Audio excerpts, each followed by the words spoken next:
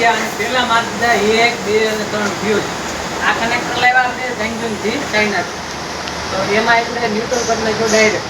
ત્યાર પછી ફ્યુઝમાંથી સીધા વાયર લીધા ટેપિંગ મીટરમાં અને ટેપિંગ મીટરમાંથી આ પહેલી એમસીબી.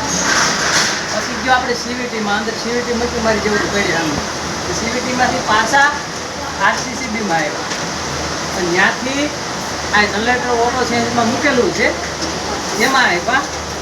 અને બીજું તમને બતાવું કે હમણાં હું ચાઇના જતો ને ત્યાંથી લાવ્યો છું આ બ્રશ બાર.